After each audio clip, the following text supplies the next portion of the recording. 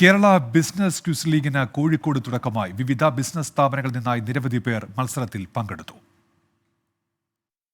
Business സ്ഥാപനങ്ങളിലെ ജീവനക്കാരുടെ മാനസിക സമ്മർദ്ദം കുറയ്ക്കുന്നതിനൊപ്പം വിജ്ഞാനം വർദ്ധിപ്പിക്കുക എന്ന ലക്ഷ്യത്തോടെയുമാണ് കേരള ബിസിനസ് ക്വിസ് ലീഗ് നടത്തുന്നത്. തിരുവനന്തപുരം, കൊച്ചി, കോഴിക്കോട് എന്നിങ്ങനെ കേരളത്തിൽ 3 വേദികളിലായാണ് മത്സരം. മലബാർ ക്വിസ് ലീഗിന് ഊരാളുങ്കൽ സൈബർ പാർക്കിൽ തുടക്കമായി. കോഴിക്കോട് ജില്ലാ അസിസ്റ്റന്റ് കളക്ടർ ആയുഷ് ഗോയൽ ഉദ്ഘാടനം ചെയ്തു. Quizzing is like exercise of your mind. We always say that you should run, you should do skipping, you should go to gym for your physical health.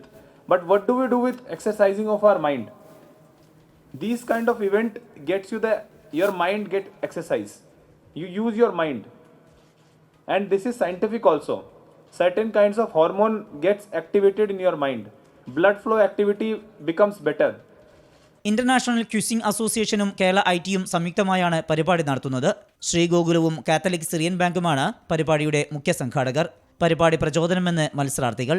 First experience ആണ് എനിക്ക് ജോബിന് കയറിയിട്ട്. അപ്പോൾ first experience നിലയിൽ നല്ല experience. കേരളത്തിലെ ആദ്യ professional quiz സംഘാടകരായ ക്യുഫാക്ടറിയാണ് quiz നിയന്ത്രിച്ചത്. വിജയികളെ കാത്തിരിക്കുന്നത് 10 ലക്ഷം രൂപയുടെ സമ്മാനങ്ങളാണ്. ഒരു ഇതൊക്കെ എഴുതിയിട്ടുണ്ട്.